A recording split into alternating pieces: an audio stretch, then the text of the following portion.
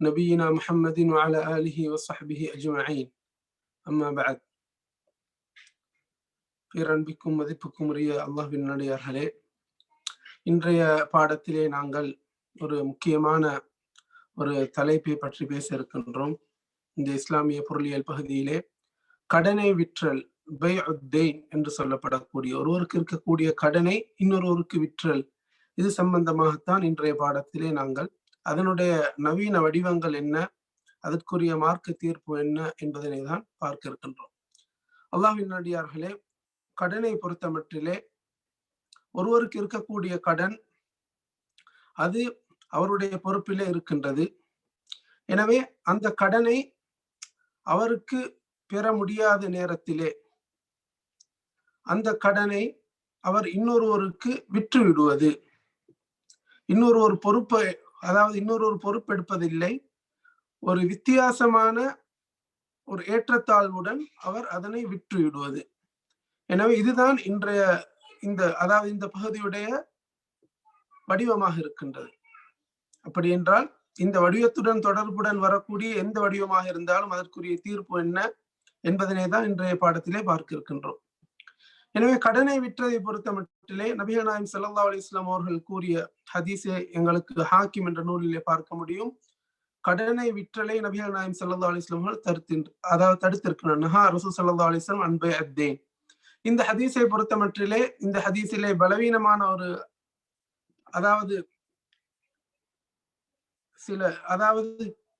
சில பலவீனமான அறிவிப்பாளர்கள் இந்த ஹதீஸ்ல இருந்தாலும், இந்த ஹதீஸ் பலவீனம் என்ற முடிவுக்கு வந்தாலும் கூட இதனுடைய அர்த்தம், கடனை விற்றல் என்ற அந்த அர்த்தம், அந்த செய்தி, அந்த விடயம் இஸ்லாத்திலே தடை செய்யப்பட்டது என்ற விடயத்திலே அனைவரும் ஏகோபித்த ஒரு முடிவிலே, அறிஞர்கள் அனைவரும் இஜ்மா என்று சொல்லக்கூடிய அளவுக்கு, இஜ்மா என்று கூறக்கூடிய அம்சமாக எங்களுக்கு பார்க்க முடியும். ஏனென்றால் இந்த கடனை விற்கின்ற நேரத்திலே இஸ்லாம் தடை செய்த முக்கியமாக வட்டி தொடர்க்கம், ஏமாற்றம், இது போன்று பல விடயங்கள் இதிலே வர வாய்ப்பு இருப்பதன் காரணமாக அறிஞர்கள் அனைவரும் ஏகோபித்த முடிவாக கடனை விற்றல் கூடாது என்று கூறியிருக்கின்றார்கள். எனவே அந்த ஹதீஸ் பலவீனமான ஹதீஸாக இருந்தாலும் அதனுடைய அர்த்தம் ஏற்றுக்கொள்ளப்பட்ட, அறிஞர்களுக்கு மத்தியிலே ஏகோபித்த ஒரு அம்சமாக இருக்கின்றது. எனவே இதனுடைய தற்கால வடிவங்களை எங்களுக்கு பார்க்கின்ற நேரத்திலே, அதாவது ஒருவருக்கு இருக்கக்கூடிய கடன், அந்த கடனை அவருக்கு காலம் தாழ்த்தி கிடைக்க இருக்கக்கூடிய கடன், தவணை அடிப்படையிலே ஒரு குறிப்பிட்ட திகதியிலே பெற இருக்கக்கூடிய அந்த கடனை அவர் என்ன செய்கின்றார் என்று சொன்னால், அவருக்கு அவசரமாக பணம் தேவைப்படுகின்ற நேரத்திலே அதற்குரிய சில கம்பெனிகள் இருக்கின்றன. ஃபேக்டோரேஞ்ச் என்ற கம்பெனி எங்களுக்கு உதாரணமாக சொல்ல முடியும். ஃபேக்டோரேஞ்ச் போன்ற அந்த கம்பெனிகளுடன் அந்த கடனை, அதாவது உறுதியான அந்த டாக்குமெண்ட்ஸுடன் இருக்கக்கூடிய கடனை அவர்கள் என்ன செய்கின்றார் என்றால் ஒரு குறைந்த விலைக்கு விற்கின்றார்கள், உடன் கேஷுக்கு. அதே மாதிரி நிறைய கம்பெனிகளை பார்க்க முடியும்.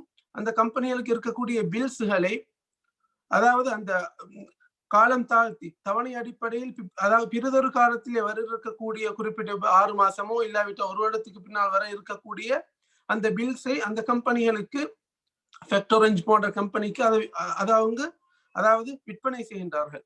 விற்பனை செய்கின்ற நேரத்தில் அதே விலையிலே அதனை விற்பனை செய்தால், அதாவது அது ஒரு பண்டமாற்றாக அந்த கம்பெனி ஒன்றை பாரம் எடுத்ததாக மாறும். அது அப்போது விற்பனை என்ற பேச்சு இருக்க மாட்டாது. ஆனால் இது என்ன, ஏன் விற்பனை செய்கின்றார் என்று நாங்கள் சொல்கின்றோம் என்றால், அதனை ஒரு குறைந்த விலைக்கு அவர்கள் அந்த கம்பெனிக்கு கொடுக்கின்றார்கள். அந்த கம்பெனி என்ன செய்வார், உதாரணமாக ஒரு 10,000 பொறுமதியான ஒரு கடன், அதாவது ஒருவருக்கு வர இருக்கக்கூடிய 10,000 பொறுமதியான கடனை அவர் 8,000 ரியாலுக்கு அந்த கம்பெனிக்கு விற்கின்றார். அந்த கம்பெனி என்ன செய்யும், 8,000 கொடுக்கும், இல்லாட்டி அதற்குரிய அதாவது 8,000 என்ற எக்ரிமெண்ட் அடிப்படையிலே அதற்குரிய ஆரம்ப கட்ட அந்த தொகையை கொடுத்து விட்டு பின்னால் எஞ்சிய பகுதியை கொடுக்க வேண்டும் என்ற எக்ரிமெண்ட்டுடன் அந்த கம்பெனி அந்த கடனை பொறுப்பெடுத்துக் கொள்ளும்.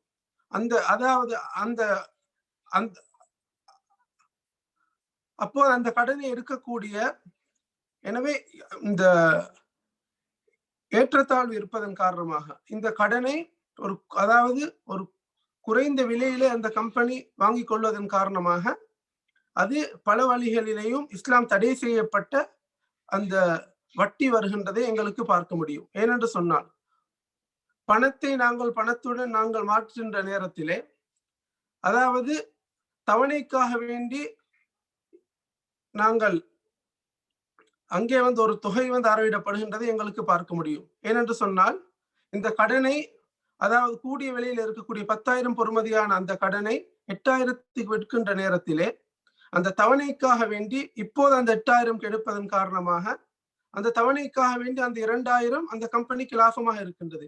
எனவே அது சுத்தமான வட்டியாக இருப்பதை எங்களுக்கு பார்க்க முடியும்.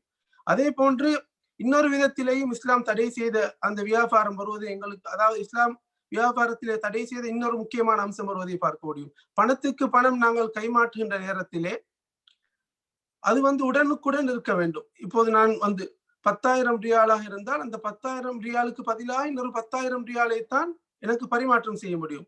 இங்க ஒருவருக்கு இருக்கக்கூடிய 10,000 ரியால் பொறுமதியான அந்த கடனை அவர் 8,000 ரியாலுக்கு கொடுக்கின்ற நேரத்திலே தவணை வித்தியாசம் வருவதன் காரணமாக அங்கே வட்டி வருவதற்கான அங்கே சுத்தமான வட்டியுடைய வடிவம் ஏற்பட்டு விடுகின்றது. எனவேதான் இது ஒரு முக்கியமான வடிவமாக இருக்கின்றது. இதிலே பேங்க்களிலே அதே போன்று அதாவது வங்கிகளிலே நடக்கக்கூடிய இந்த வட்டியுடைய வடிவத்தை எங்களுக்கு பார்க்கின்ற நேரத்திலே ஒருவருக்கு ஒரு குறிப்பிட்ட தவணையிலே வங்கிக்கு கொடுக்க வேண்டிய ஒரு கடனை வங்கி என்ன செய்யும் என்று சொன்னால், அவருக்கு அந்த வாடிக்கையாளருக்கு அந்த தவணை வருகின்ற நேரத்திலே அதனை நிறைவேற்ற முடியாவிட்டால் வங்கி என்ன சொல்லும் என்று சொன்னால், நீங்கள் இந்த கடனை இப்போது நிறைவேற்றுங்கள், இல்லாவிட்டால் இன்னொரு 6 மாதம் கழித்து அந்த கடனை, உதாரணமாக 10,000 ரியால் பொறுமதியான அந்த கடனை 12,000 ரியாலுக்கு உங்களுக்கு நாங்கள் அது இன்ஸ்டால்மெண்ட் அடிப்படையிலே அதனை நாங்கள் வேறொரு தொகைக்கு விற்கின்றோம். இந்த 10,000 ரியால் பொறுமதியான கடனை நீங்கள் இப்போது நிறைவேற்ற உங்களுக்கு முடியாவிட்டால் இன்னும் 6 மாதம் கழித்து உங்களுக்கு 12,000 ரியால், அதே போன்று அந்த 6 மாதம் கழித்து அந்த கடனை உங்களுக்கு நிறைவேற்ற முடியும். எனவே அந்த கடனை, அவருக்கு இருக்கக்கூடிய கடனை அந்த வாடிக்கையாளருக்கு விற்கக்கூடிய இந்த வடிவத்தையும் இன்று எங்களுக்கு வங்கிகளிலே பார்க்க முடியும். சாதாரணமான வங்கிகளிலே பொதுவாக இந்த விடயம் நடைபெற்றாலும் இஸ்லாமிய வங்கிகள் என்று சொல்லப்படக்கூடிய சில வங்கிகளில் கூட மறைமுகமாக இந்த வடிவம் நடைபெறுவதை எங்களுக்கு பார்க்க முடியும். எனவே இதுவும் தடை செய்யப்பட்ட ஒரு விடயமாக இருக்கின்றது. ஏனென்று சொன்னால் வட்டியுடைய சுத்தமான, அதாவது வட்டியுடைய வடிவம் சுத்தமாக இதிலே வருவதனை எங்களுக்கு பார்க்க முடியும். அதே போன்று ஒருவருக்கு இருக்கக்கூடிய இன்னொரு வடிவத்தை எங்களுக்கு பொறுத்த மட்டிலே, அதாவது இன்னொரு வடிவத்தை இதனை நாங்கள் பார்க்கின்ற நேரத்திலே ஒரு இடத்திலே இருக்கக்கூடிய, அதாவது தவணை உடன் இருக்கக்கூடிய டேட் செக் என்று சொல்லப்படக்கூடிய அந்த பேங்க் நோட்ஸ்கள், அதே போன்று டேட் செக்குகளை என்ன செய்ய வேண்டாம் என்று சொன்னால், அவருக்கு அவசரமாக பணம் தேவைப்படுகின்ற நேரத்தில், உதாரணமாக 3 மாதம் கழித்து இருக்கக்கூடிய அந்த செக்கை இப்போதே இன்னொரு இடத்திலே கொடுத்து விட்டு அதற்கான பணத்தை பெற்றுக்கொள்வது. அங்கே பணம் பெறுகின்ற நேரத்திலே அதாவது அந்த செக்கிலே குறிப்பிடப்பட்ட 10,000 ரியால் பொறுமதியான ஒரு செக்காக இருந்தால் அந்த செக்கை என்ன செய்வார்கள் என்று சொன்னால் 8,000 ரியாலுக்கு உடன் கேஷுக்கு விட்டு விடுகின்றார்கள். இந்த வடிவமும் நிறைய இன்று சமூகத்திலே எங்களுக்கு பார்க்க முடியும். எனவே இப்படியான வடிவம் கடனுக்கு விற்பதனுடைய வடிவத்திலே தான் வரக்கூடியதாக இருக்கின்றது. எனவே இதுவும் தடை செய்யப்பட்ட ஒரு விடயமாக இருக்கின்றது. அதே போன்று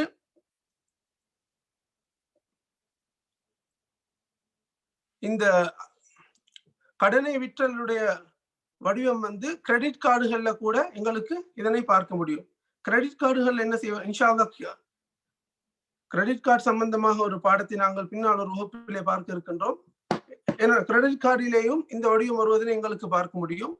அந்த கிரெடிட் கார்டிலே என்ன செய்கின்றார்கள் சொன்னால், அந்த குறிப்பிட்ட தவணைக்கு பின்னால் அதனை, அதாவது அந்த பேங்குக்கு செலுத்த முடியாவிடுகின்ற நேரத்திலே என்ன செய்கின்றார்கள், அந்த தவணை தப்புகின்ற நேரத்திலே, தவணை மிஞ்சுகின்ற நேரத்திலே பேங்க் என்ன செய்யும் என்று சொன்னால், இப்போது நீங்கள் நிறைவேற்றுங்கள், இல்லாவிட்டால் அதற்குரிய அந்த அதாவது அந்த கிரெடிட்டுக்கு பதிலாக நான் அந்த பேங்க் இவர்களுக்கு வழங்கிய அந்த கிரெடிட்டுக்கு அந்த கடனுக்கு பதிலாக நீங்கள் குறிப்பிட்ட தவணையிலே தான் நீங்கள் அதனை செலுத்த போகின்றார்கள் என்று சொன்னால் நீங்கள் அதற்கான ஒரு தொகையை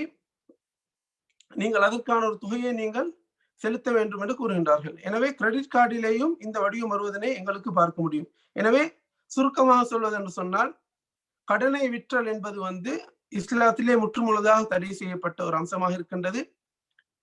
இதிலே ஒருவருக்கு இருக்கக்கூடிய கடனை ஹவாலா என்று சொல்லப்படக்கூடிய ஒரு பகுதி இருக்கின்றது. அதிலே ஒருவருக்கு இருக்கக்கூடிய கடனை அவருக்கு நிறைவேற்ற முடியாத ஒரு சந்தர்ப்பத்திலே இன்னொருவர் பொறுப்பெடுத்து, அதாவது இன்னொரு இடத்திலே கூறுவது அதே அமௌண்டாக இருந்தால், உதாரணமாக 5000 ரியால் ஒருவருக்கு வர இருக்கின்றது. அவர் அந்த கடனை தர இருக்கக்கூடியவர் இழுத்தடிக்கின்றார் என்று சொன்னால் அந்த சந்தர்ப்பத்தில் என்ன செய்ய முடியும் என்ற அதே தொகையை இன்னொருவருக்கு அதே போன்று இன்னொருவருக்கு அதனை பெற முடியுமான ஒரு நிறுவனத்துக்கோ அதே தொகையை பெற முடியும் என்று சொன்னால் அங்கே அது ஹவாலா என்று சொல்லப்படக்கூடிய இஸ்லாம் அனுமதித்த ஒரு அம்சமாக இருக்கின்றது. அப்படி இல்லாமல் அதனை விற்றல் என்ற விடயம் வருகின்ற நேரத்திலே, ஏற்றத்தாழ்வு வருகின்ற நேரத்திலே அது அதாவது தடை செய்யப்பட்ட ஒரு காரியமாக இருக்கின்றது. எனவே இதனுடைய வடிவங்களை நாங்கள் தெரிந்து இப்படியான தடை செய்யப்பட்ட இந்த வியாபாரங்களிலிருந்து என்னையும் உங்களையும் அல்லாஹ் தஆலா காத்தருள்வானாக.